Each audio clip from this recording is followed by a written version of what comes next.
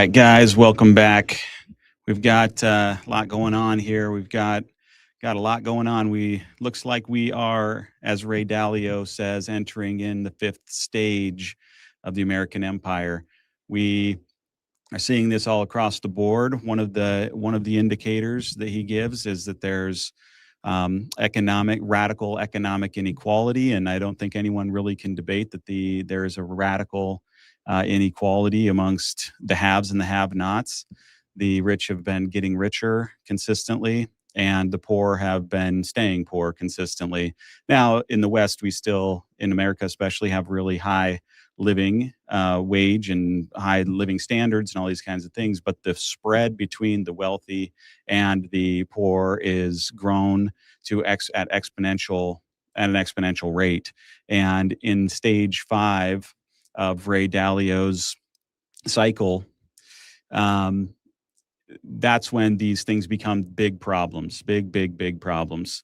So one of the things is the radical income inequality, but there's more to it than that. There's also civil unrest, a lot of fighting, lack of clear vision for the country, and a lot of infighting.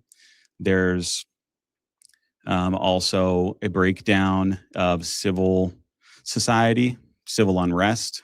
Then stage 5 leads into stage 6, which is the revolution.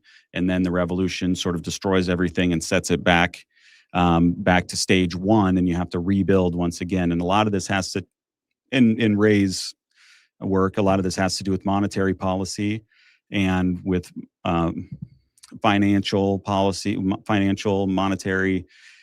So as the money gets debased, and so that's also in stage 5, is that the central governments, the governments print more and more and more and more and more money, and they debase the currency beyond belief. And this is what's led to such a wide spread between the haves and the have-nots. As the government prints more money, it disproportionately affects the people who don't have assets and who live on the cash. And the wealthy own the assets, and so their assets become more valuable. So it increases the spread. But these governments get locked into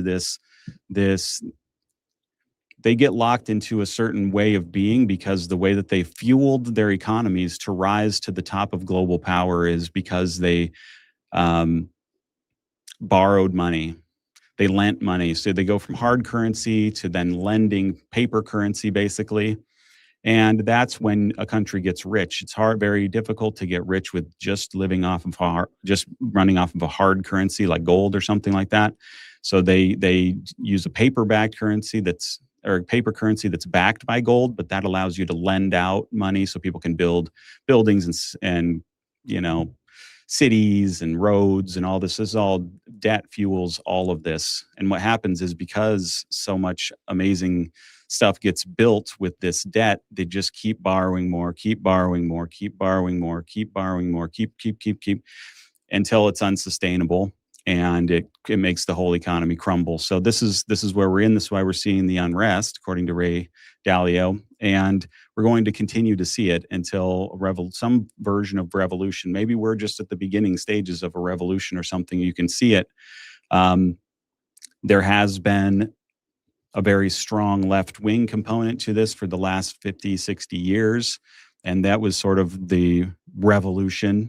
And now we're experiencing the counter-revolution of MAGA and conservatives. And it's not just in the U.S., it's also in, Argentina and Chile and El Salvador. And starting now with Restore Britain, we're starting to see the start of the revolution there. The counter-revolution to the leftist policies that have oppressed and suppressed. Now, some of these policies are what have made us great countries, but now they've reached their tipping point. And now they've reached the point to where we've spent too much money, we've brought in too many immigrants, we've been too diverse, we've been too multicultural, and now there's the pushback. So this is what we're getting as the counter-revolution. And so the very, very poor financial conditions, not only for governments, but also for individuals, because individuals are at their highest debt levels that we've ever seen as well, personally, because life has gotten so expensive because of the printing of money. So the people have nothing to lose at the bottom, and so they are out revolting, and they're destroying things. You know, I had pretty much lost all hope for Britain to turn around and to restore itself. And I thought it was going to just be in stage 6, long decline into nothingness. And that's where it's headed. And that's why there's now this revolution with Restore Britain rising rapidly. And that's what Restore Britain is going to do. Restore. They're going to take them to step 1 again, and then they can start building and building and building back towards that golden age of stage 3 and 4 that every country wishes they could live in perpetually but can't, because within that is also the seeds of destruction, because it's fueled by debt necessarily. Absolutely necessarily, it has to be in order to get to that level. And once you get to that level, you're addicted to debt so much, and your economy relies so much on the debt that then it goes overboard and it basically destroys everything. So you can see this not only in the UK, but you can see this in Canada, the United States. A lot of these Western countries are heavily debt ridden. You can see this in Japan and China, and it's not going to end well for them either, even though people think China is this amazing global power that's going to overtake the US. I'm very skeptical. I think that they're going to end up basically blowing up their economy here in the next, I don't know, 10 to 25 years, because the US's debt to GDP ratio is nothing compared to China. China's through the roof debt. So is Japan. And so anyway, the revolutionary times come at these moments when it's unsustainable, it's too top heavy, and something has to be done. Now in America, they're just going to keep printing money, just going to keep printing it, going to keep debasing the currency. And eventually what happens is you lose your reserve currency status, because you've made your money worthless, and something else takes its place. And that's one of the final straws that break the back that lead to the revolution. And so we're seeing the first stages of this now, and you can see that there's a lot of unrest, there's a lot of disagreement. And one of the things that is an indicator of this is Mamdani's New York City. So over the weekend, it was snowing. He was calling for people to citizens to shovel the sidewalks because of his disastrous policy before, when he can't get the people to come and the city workers to move the snow because they hate his guts. And they're striking, and so they didn't move the snow because Mamdani's a moron. And so then he thought the solution was, hey, we'll have a bunch of citizens come out here and scoop the snow. And that had a whole series of funny things about it. But let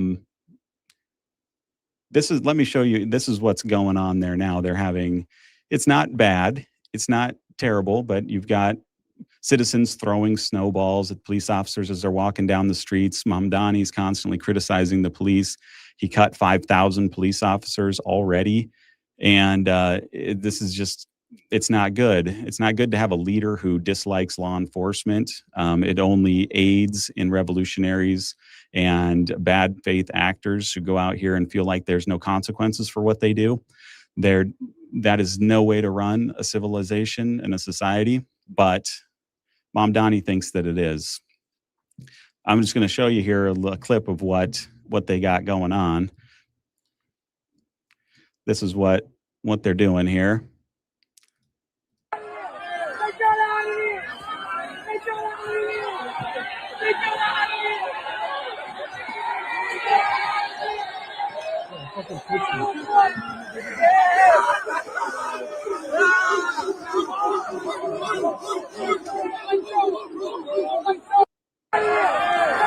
So as you can see, total disrespect for law enforcement, total disrespect. This is not how you keep your citizens safe. You cannot have disrespect for law enforcement, disrespect for your own laws, disrespect for the people who support those laws. So Mamdani has created this scenario where where he has painted the police as if they're the bad guys for no reason, really. He hasn't really given a good reason.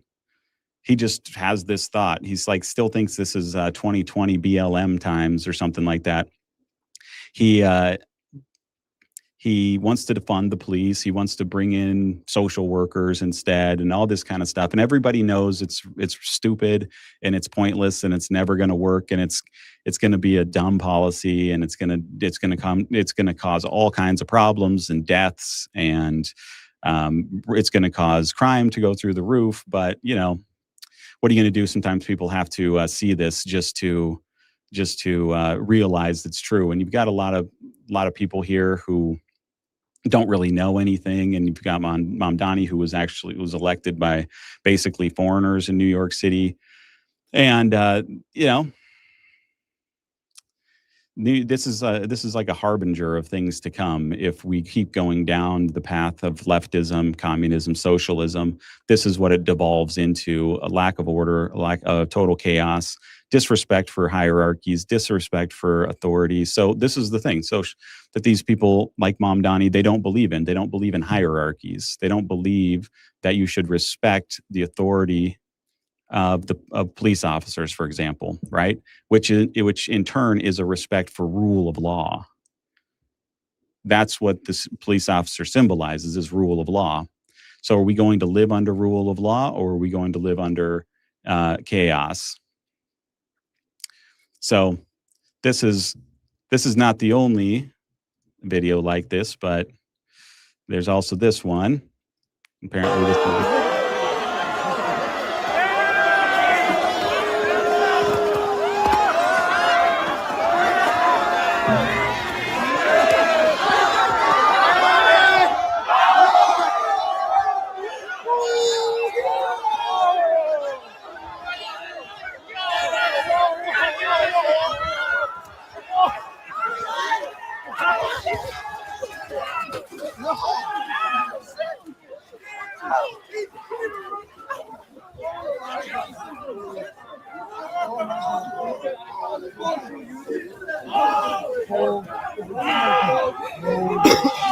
How you accomplish this?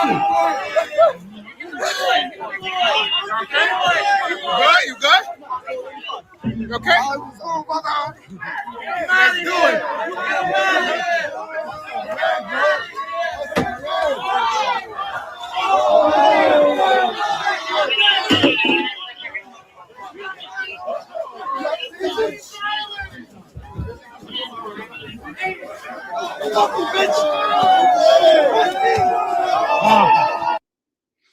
So the breakdown of rule of law is what leads into the revolution, because then a horrible time comes that then the end result of is to restore the rule of law. And what kind of a leader allows their employees, their followers, the people they're responsible for, allows them to be treated like this? Mamdani's supposed to be the one who stands up for these guys, the one who supports them. They work for him. They work for his city. They work for the people. And instead of that, he's allowing this kind of nonsense to go with no comment, nothing.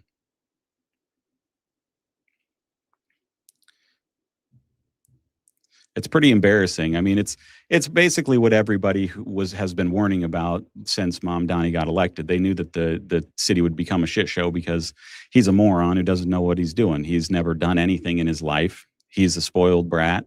He's entitled, do nothing, who tried to be a rapper and failed, and that's the only job he's ever had. He's a lot like Gavin Newsom. Gavin Newsom's never actually done anything in his entire life. He's a total trust fund baby who got given all of his privilege and all of his leadership and all of his status simply because of who his parents and grandparents were. He hasn't earned anything. Mamdani's just like that. He hasn't earned a single thing. He hasn't accomplished anything, and yet these people see him as some kind of savior. And all he's done the whole time he's been in power is to make wrong mistakes. Remember that? What was it? 19 people, homeless people, he basically killed because he didn't do what previous mayors had done, and allowed them to shelter in place instead of forcibly moving them into shelters. So they just let them die out in the streets. Mamdani has killed more people than ICE has. But nobody wants to talk about that. People on the left are like, oh, no, he's great. He's great. He's going to do a great job. Yeah, well, he is not doing a great job so far. Okay, and he's not going to.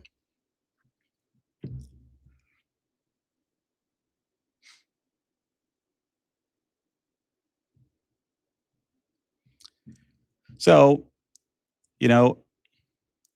as if everybody didn't already know that leftists sucked at leading in anything.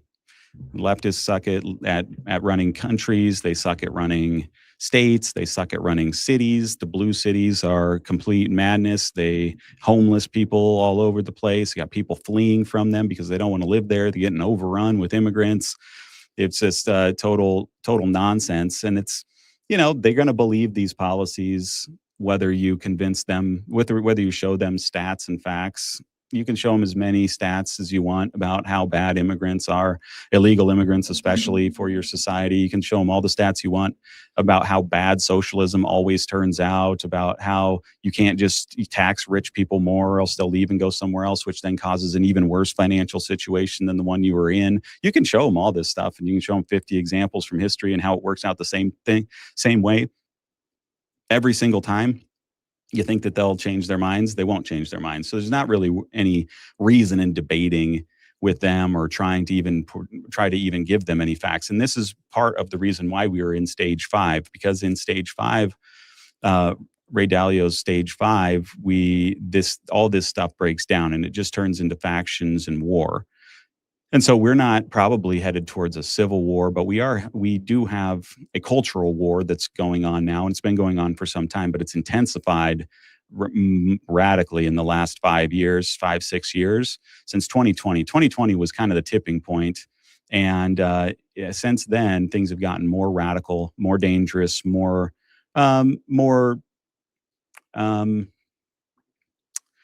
binary, I guess, to where it's like either you're left or you're right, and there's no in between. And the left and right just keep moving farther away from each other, and they keep hating each other more and more. And they're going to eventually, one of them has to win. So maybe he's kind of like the start of the end. I don't know. I guess we'll have to wait and see. I don't think that America's going to, fall into a civil war or stop being in a major economic force or anything like that. It's basically like we need to go through a reset to get us all back on the same page again and get us all moving in the same direction again. And that usually only comes after a fight over who's in control, and kind of everybody loses that fight. And then the delusions are wiped away, and you can start rebuilding your country back to what it used to be, back to a wonderful future again. So,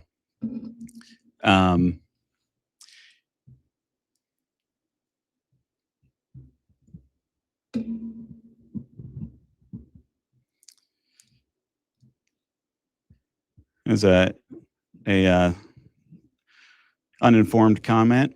If that shit is true, why did they not leave America in the 1930s when the tax on the rich was 75%? Because it was high like that everywhere else too. Also, if socialism always goes wrong, why do the declassified CIA files have us destabilizing? Socialism always goes wrong. It's not even a debate. I mean, it's just purely factual. There's, if you want to destabilize and destroy a society, you should definitely want them to be socialist. Yeah, for sure. If you want to destroy, if you have an enemy country that you want to drive into the ground and make everybody poor and everyone miserable, then you should just be pumping socialist propaganda into that country like crazy, because it's a guarantee, 100% guarantee that it will destroy that society. That's all that's ever done. That's all it ever will do, because it's a flawed, stupid, ridiculous philosophy that is completely out of touch with reality. And that's why capitalism is always so successful, and it always turns countries so rich, because it's a realistic philosophy. It takes human nature seriously. it is in line with how humans act, and that it's based more on selfishness and self-interest rather than the common good. So, that's why it always causes prosperity, and then it devolves often into socialism, which then destroys it. So I thought also that this was an interesting stat here. Recent study found that giving men a pay raise led them to have more children, while giving women a pay raise led them to having fewer children. Why do you suppose that is? So, fertility and family labor supply. We study how fertility decisions interact with labor supply and human capital accumulation of men and women. First, we used longitudinal Danish register data and tax reforms to show that increases in wages of women decrease fertility, while increases in wages of men increase fertility. That's fascinating, So it's like, this is the chart here. Why would this be? Why do you think this would be? Why would, when women have more money, they have fewer kids, but when men have more money, they have more kids? And this isn't that much. It's only a 5% increase in wages. So you can see on the left side there, it's for the less skilled people, less skilled labor. And then on the right side, it's high skilled labor. And so same chart basically for both groups. Yeah, I don't know.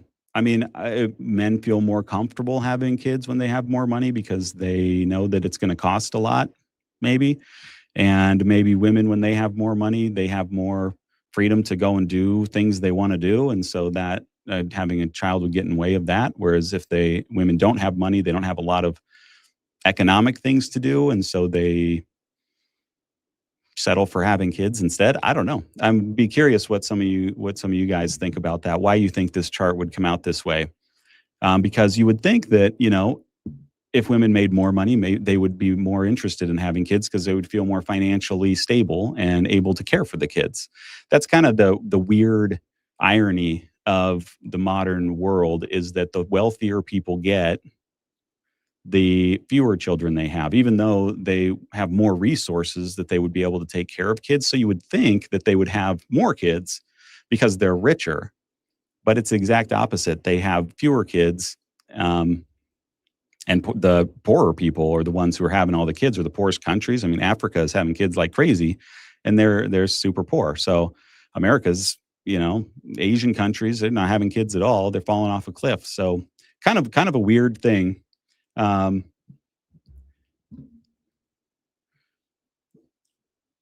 Let's see here. China is the second biggest economy on the planet. They're communists and have better medical outcomes for those who don't make $500,000 a year. Well, they're only the second biggest economy because they adopted capitalist principles. They were poor as shit before that. And then when they started doing a government-controlled capitalistic style, then they got super rich. So it's not the communism that created the wealth. You can go look that up. This is about the women. Who is watching the children? It has to do with opportunity cost and expectation, dude. I don't understand quite what you mean there. Who is watching the children? Well, you would be able to afford somebody to watch the children if you make more money. So that would seem to be that you would then have more kids if you have the money to have someone watch them, not if you don't. So why are the people who don't have the money to watch the kids have the ones having the kids? See what I'm saying?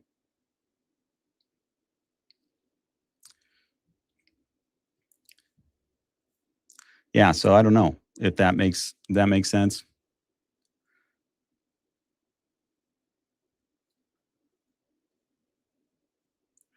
Now, there could be something to this. I mean, especially in like poorer countries, I could see poor people have children more often because they need the children to care for them than elderly.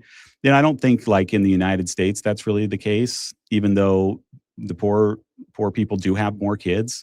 But they don't really need the kids to take care of them when they're elderly. We have social programs and things for that. But definitely in like African societies, I would say probably more likely that you would need your kids to take care of you when you get older. So like there is something to that. I think that's a good point.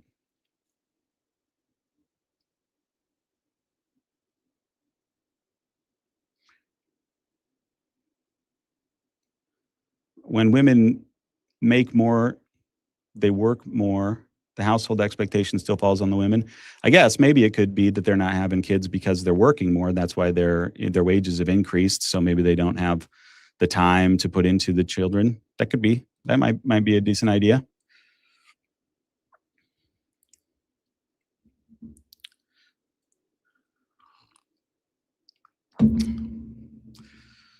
What's this?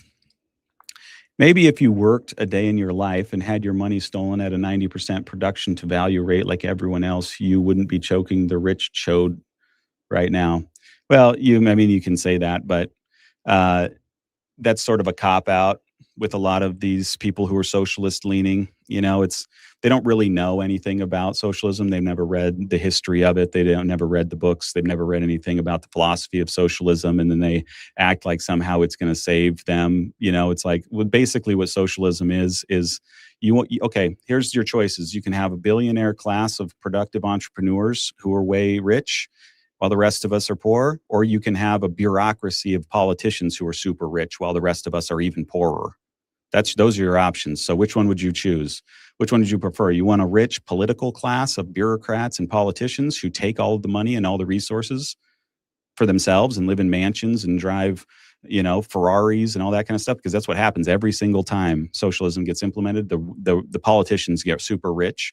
Everybody else gets poor and can barely even feed themselves. When you have capitalists at the top, at least the rest of us aren't starving to death. That's about as good as it gets.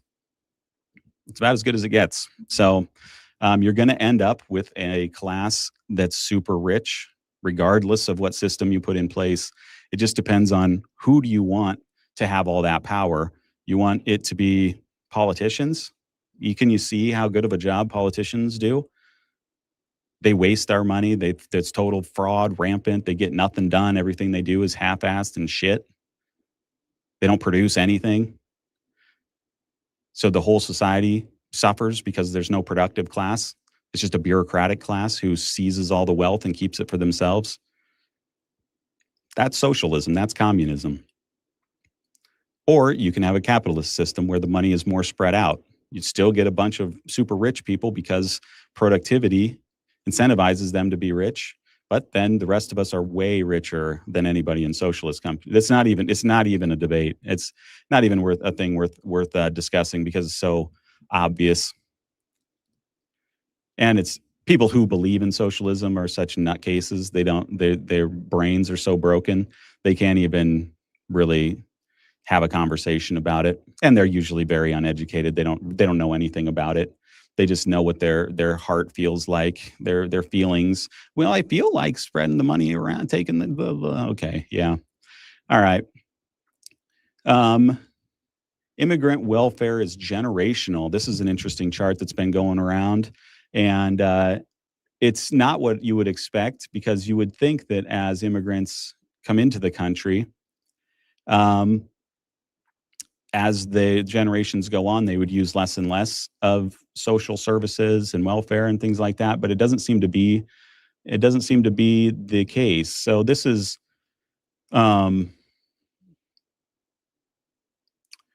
this is immigrants share of households using any welfare by race and generation of the household head. So you can see down here at the bottom that this first column on the left is the initial immigrant.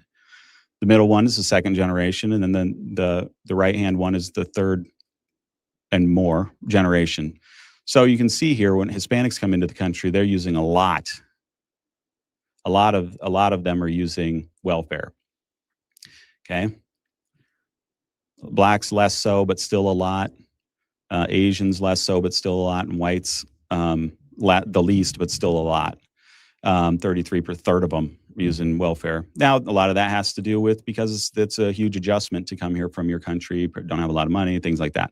Anyway, we probably shouldn't be bringing people into the country who don't have their own money and don't have a way to take care of themselves and rely on our taxpayers to pay their way. So, but at least by the second generation, they should be on their own. And that is not the case. So still, 54% of Hispanics are still on some kind of welfare, even though they were born here.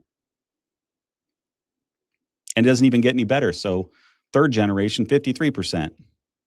Still using it's a generational thing. It just keeps going. These numbers hardly change at all. So you can see here, the Black immigrants by the third generation, they're actually using more welfare. See, and this is why people are get so worked up over this immigration thing, because the cost of this is astronomical, and it doesn't seem like we get anything in return. It seems like it's all cost and no benefit. And then, politicians will say things like, "Oh, it's for the GDP and blah blah blah," but GDP is a bunch of BS. A lot of times, it's like, an immigrant stabbed you, so you go to the hospital and that increases the GDP because it increases the number of surgeries in the US. It's like, this is kind of a BS category, but this by third generation, this should be down to like 10% across the board. These people should be working, they should be paying their own bills, and if they can't, then they shouldn't be here. We shouldn't allow them into our country if we have to constantly subsidize their entire lives. Why would we do that? We want them to be a net contribution, but if you look at the stats, you can go on the government website and look at this. Immigrants are a net negative. When you compile all of them, legal and illegal, they're net negative. They cost us too much money. Now, I'm okay with bringing in educated, self-funded immigrants, and there's lots of those, and that's what we tend to do. And so we've kind of, in a way, kind of screwed over the countries that the immigrants come from, like India, for example, right? So if we just take the top 1% of Indians out of their country, now they lose their best and brightest. So their country's obviously not going to improve as rapidly as it could, if at all. But we don't need to be bringing the bottom 20% into our country to just lay around and use our welfare system and to take shit from us and jack up our house prices and all that, and to make us wait in line at the emergency room and in the doctor's office and to use all of our services. We don't need that. Those days are done. We're not doing that anymore. So, but one shining light in the world of darkness is Restore Britain, and I got to say, I'm pretty excited about these guys.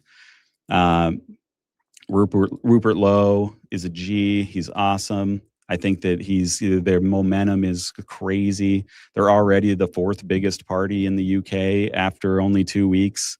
This is just, he is tapping into this pent up anger, this pent up anxiety, this pent up rage against the system that has been ignoring the people and ignoring the people and ignoring the people and ignoring the people and ignoring the people for decades and decades and decades, while the people are constantly screaming, "We want to change. We want change." And then they don't even care. They don't listen to them. They don't do anything that the people want them to do. They have the leaders there have their own policies and their own ideas about what the good is for the country, and the people can go piss off. That's their attitude. Not Rupert Lowe, though. He's tapping into this energy of the younger generations and the people who are sick and tired of watching their country be flooded by these illegal immigrants who are destroying their country, who are running it down, who have places in their country now that look like Pakistan and India, just trash all over in the streets and broken down buildings and girls being raped constantly every day.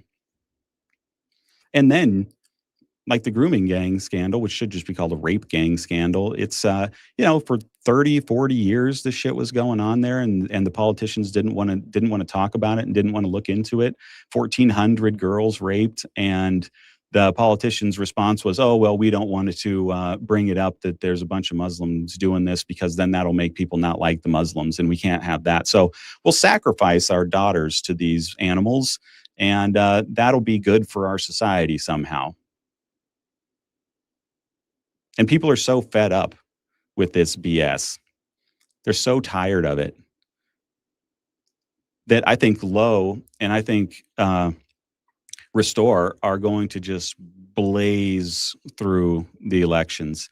I mean, it's gonna be a landslide victory. They are saying all the right things. They actually believe them. Hopefully they're not gonna betray their supporters, and they're gonna have half the country on their side, and it's gonna be it's gonna be awesome to see. All the young men, I think, are gonna go for this Restore party, and because they've been loud and they've been active about it, and they're all over social media about it. And this is something that absolutely has to happen because they've reached the tipping point. The current leadership for the last 30 years have thought, well, we could push it a little more. We could push it a little more. We can push it a little more. We can push it a little more. And they're right up to that line now. They've probably pushed it over the line. And now it's just going to whipsaw back. It'd be a huge, huge backlash. And these people are energized. They're looking for something to put their time and energy into. They've been, especially the young men, have been so beaten down and defeated and feeling hopeless to change their country that now this is going to energize them to think, hey, we can do this. We can take this country back. We don't have to live like this anymore. We don't have to feel like outsiders in our own country anymore. And that's what's happening. And it's a great thing. So Rupert Lowe here says, the establishment is throwing everything at Restore Britain already. This is going to continue for years. They will get nasty. They will lash out. They already have. Let me tell you one thing. We're not going anywhere. Join the party today. I love it. I love it. I want Britain to be Britain. I love Britain. It's inspirational to me. It's inspirational to our country. They, when you think about their history, it's part of our history.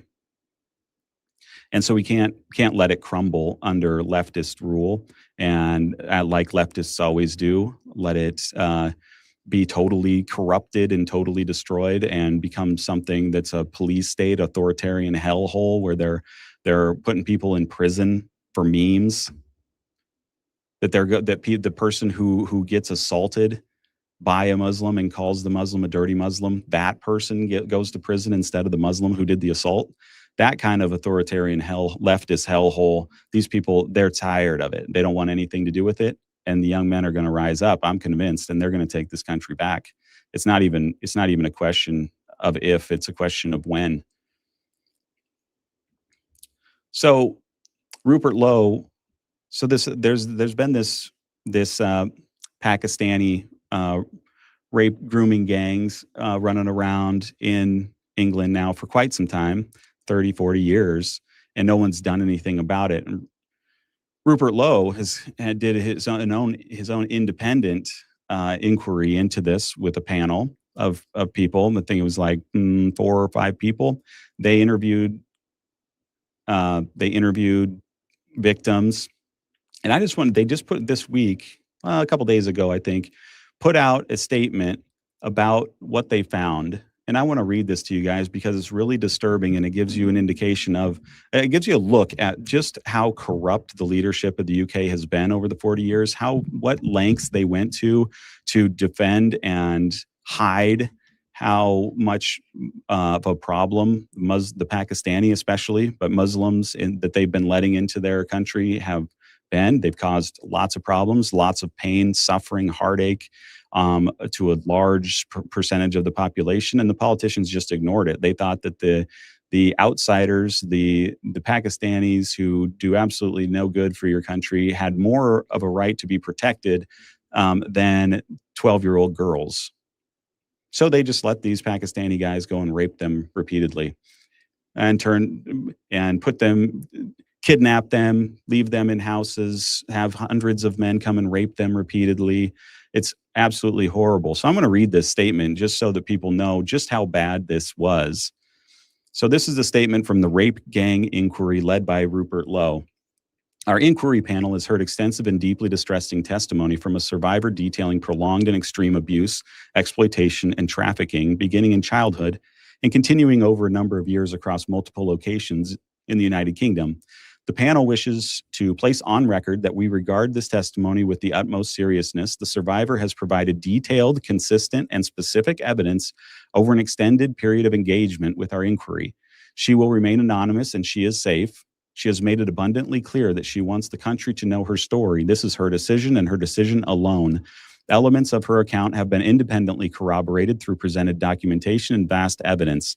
The panel is also aware of additional material and supporting information that strengthens the credibility of the survivor's account and warrants urgent and comprehensive investigation by the relevant statutory authorities. Given the gravity of the allegations, we have thought long and hard about whether to release the following information. We believe, as does she, that the public deserves to know the truth about the rape gangs. All right? So here's the truth. The truth that the UK leadership chose deliberately to ignore, to act like it was no big deal, to allow it to continue, to not go in and do anything about it, because they were afraid of people thinking that they were racist or being accused of being racist by the Muslims. So instead, they let this happen. The survivor's violent gang rape and abuse began at the age of 12. She was raped multiple times per day over many years. The rapes were filmed and were used as blackmail. The survivor has stated that multiple police officers were active perpetrators. Money was exchanged openly, and this destroyed her ability and willingness to seek help. Police vehicles were used to traffic her, and some of the abuse events were called cop nights. The extreme pain she suffered included filmed torture in places called red rooms. The torture included waterboarding and strangulation by rope. Distressingly, she was raped by a dog, filmed, and forced to rewatch the footage as the men placed bets. The coordination of this specific type of abuse was predominantly perpetrated by Pakistani heritage men. During this specific period of abuse, she witnessed the murder of at least 3 girls, one of whom was allegedly killed as a punishment for speaking to the police force. Agencies made a number of referrals to the National Referral Mechanism. She received positive grounds in 2018, but was not made aware of this status until 2021. She finally received conclusive grounds in 2023. The survivor is understandably wary of reporting the matter to the police, so the panel is seeking an urgent meeting with the Home Secretary, including the survivor, to ensure that the government is fully apprised of the seriousness of this evidence and to discuss the immediate steps required to ensure the survivor's protection, to preserve evidence, and to secure justice. Our overriding priority of the safety of survivors in the pursuit of truth and justice without fear or favor. We believe, along with the survivor herself, that the British people deserve to finally know what has been inflicted on innocent young girls in British towns and cities for many decades. The Rape Gang Inquiry, Robert Lowe MP, Esther McVeigh MP, Graham Smith Barrister, Sammy Woodhouse. Now, how many other girls are there out there like this? 1,000 other girls. It's absolutely disgusting that they let this go on, that they ignored this kind of stuff, because they didn't want to offend the Pakistani. They didn't want to appear like there was a racial thing when it clearly was. So when you have stuff like this going on for decades, you can't just be surprised that, I don't know, a bunch of people rise up and say, get the foreigners out of our fucking country. We don't need this shit here. Don't be surprised. It's absolutely disgusting. So now Rupert Lowe is taking charge. I think he's going to be a force to be reckoned with. And it's a good thing. You know, Britain, the UK now is the rape capital of Europe. They went from, Poland is the least. Now, let's see. Wonder why that might be. Any guesses as to why maybe Poland would be at the bottom of the list of number of rapes committed, and why the UK and Sweden might be at the top of the list? Anybody? Any guesses? I wonder. Anybody got any guesses why that might be the case? Yeah, it's obvious why. No other political party has put out a definitive document like that on detaining and deporting, the reasons why it's difficult, the constitutional solutions, and then the practical solutions, such as making it a hostile environment and encouraging people to go home. I mean, we are spending far too much on people coming here illegally who don't share our culture. You and I agree they come from tribal cultures with different customs, different beliefs, who probably put their own religion way above the interests of our country. So look, let's just get real about all this stuff. This is it baffles me that this is even contentious stuff to say. It's so obvious that this is how these things work. It's just obvious. And anybody who's just not trying to be some kind of ideologue can tell. Pakistanis, they just don't blend in with the English culture. North Africans just don't blend in. Middle Easterners, there's a lot of different groups that just can't blend because they have a different mentality, different culture, and even into the second and third generation, that culture pervades. And a lot of times when they move into these countries, because they come in large numbers, they end up settling together in very concentrated areas, which means that they don't integrate. And so they're not providing you with any benefit. It's like the Somalis in Minnesota, zero benefit, only all cost, no benefit, completely useless, completely unproductive, no reason to have them in our country whatsoever. It's easy. If you're productive, if you're helpful, if you're useful, if you believe in the culture, sure, we'll consider it. That's the kind of person we'd prefer to have. It's absolutely crazy that this is not just mainstream stuff. And I'm glad to see Rupert Lowe taking charge here and just really saying it like it is, and watching the lefties scream and squirrel and squeal because they just can't handle the fact that somebody would actually speak the truth. Because the left doesn't like the truth. They'd never like the truth. They hate the truth. They hate free speech. They would like nothing more than to shut Rupert Lowe down so that he could never talk ever again. Because they don't want the truth out. They want their ideology, and they want their control, and they want their power, and they want to manipulate, and they want to destroy. Leftists always destroy. And, here's another example of this. This is another post here on X. Today, I finished my journey fighting for justice for the little girl I used to be. 11 years ago, I gave my first ever video interview. 11 years ago. The last 2 years, I've been involved with 3 trials at Sheffield Crown Court, and today I finished my last trial and secured 125 years of justice. I mean, why in the world does this take so fucking long? Why? These are the men. Those guys look British to you? No.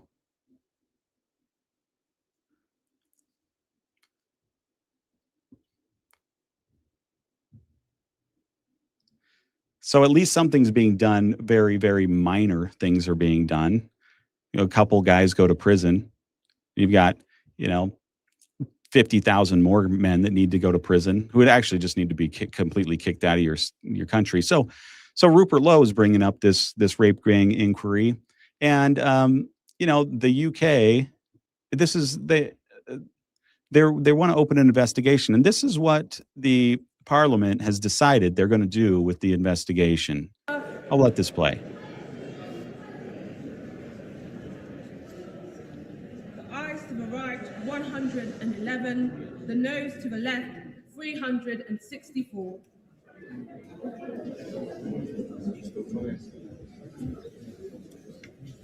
The eyes to the right were 111. The nose to the left, 364. So the noes have it. The noes have it. Unlock.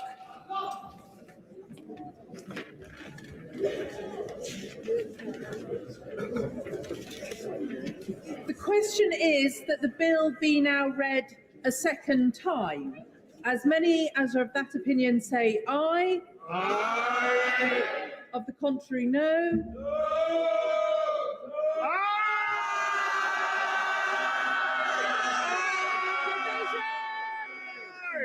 Division. So they voted no to an investigation into the UK rape gangs. Voted no. No, we're not going to look into it. We're not going to look into it. We're just going to, we're going to ignore it. There's numerous people in the government who are involved in it. It's unbelievable. And it's not like these are even powerful people who are involved, like the Epstein files, for example, where they have like connections with higher ups. They're just a bunch of Pakistani dudes that you could just go kick them all out of your country. Who cares if a couple of good ones get rounded up along with them? I'd say just get them all out of there. It's not worth trying to be precise on these things. Get them out. They're useless. They don't do you any good.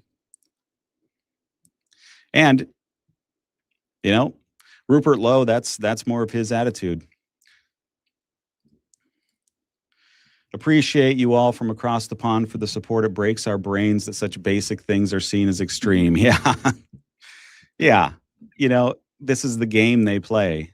It's the game the leftists play. Anything reasonable and commonsensical and that takes the stats and data and obvious observation into account, it's like far right extremism and it's Hitler Nazi bullshit. And it's so ridiculous. It's a very moderate position. It makes sense. We don't need these people here. They're not productive. They're not useful for anything. We don't need to keep paying them money to live in our country. It's easy. It's not a complicated big, oh gosh, what do we got to do? We have to take care of them because they can't take care of themselves. Say tough. This is life. You take care of yourself. Nobody else is going to. You want to fix a country, go back to your country, fix your own country. It's not our responsibility to feed you and clothe you, and it's not the UK blue collar workers' job to take care of a whole bunch of Pakistani men who don't work. So anyway, here's more from Rupert Lowe. I like everything about this guy. Maybe I'll move to England just so that I can be part of Restore. Morning workers, another week, another opportunity to fund the healthy indolent. When you're stressing out at the office on the site, there's been a cock up, maybe a contract has fallen through, juggling childcare and the school run with work. Always remember who you are doing it for. The scroungers, the shirkers, the freeloaders. Basically, half of the money we earn is gone, vanished, handed back in tiny slivers through the form of woefully delayed GP appointments, third world roads, and chocolate teapot police force. Millions and millions of workers look at it all. What is the sodding point, honestly?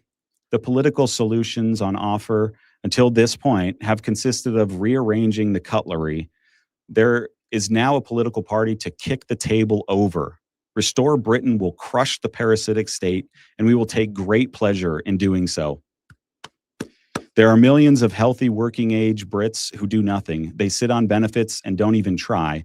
Dressing gowns, digestive biscuits, daytime television, then off to the job center for some box ticketing exercise to wash their cash, to get their cash. Well, our cash. But of course, we need to support those in genuine need, and Restore Britain would do that. And these measures would allow for better funded support to those who actually need it. But we, the endless conveyor belt of healthy fraudsters and shirkers, will have their cozy lifestyles come to, but we, the endless conveyor belt of healthy fraudsters, and shirkers will have their costly lifestyle come to a crushing end. They will be made to work. If they refuse, they will go hungry. Tax, the welfare budget, and the size of the state will all be chainsawed away. Restore Britain will unapologetically stand with the workers, the business owners, the entrepreneurs. 6 a.m. Britain will actually keep this country running. Under a Restore Britain government, the piss take will end. I can promise you that. Nice. Love it. That's what the UK needs right there. Now that's real change. He's going to bring the hammer, bring it all down on their heads.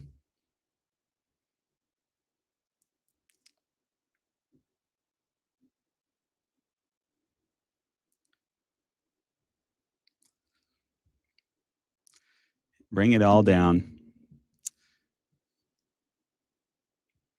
It's been corrupt for way too long. So here's another. This reminds me. So the rape gang inquiry said that there were cops involved. Well, that sounds bad for British people, right? Oh, the cops are corrupt too. Take a guess at where the cops who were involved were from. Any guesses? Where do you think these cops were? You think that they were British born, or you think maybe they were from another country? Well, here's one of the police officers right here who was involved. Halifax grooming gang police officer Amjad Hussain, among 16 men charged with sexually abusing girls. Well, looky there. Not only did they let the Pakistanis rape their girls, they also put the Pakistani in charge of their police force. They made them in charge of their own, instituting their own laws. And you think they can do that? They can't do that. Instead, what this guy did was he went out and broke the law, and he just came just like all the other Pakistanis. He had no business being a police officer. None of these other police officers who got caught ended up deserving to be police officers either. They're incapable of the rule of law. They're incapable of having these kinds of cultural norms and standards that we have in the West. They're incapable. They need to go back to their shithole country where they came from, and they can do whatever they want there. And they don't need to be doing it to our civilizations. It makes no sense. It's stupid. It's wrong-headed. It's evil. So, all right, let me take a look at some of these comments here. That's all I have for you. Dark Light Delirium, what up? Good to see you. Glad to see you here.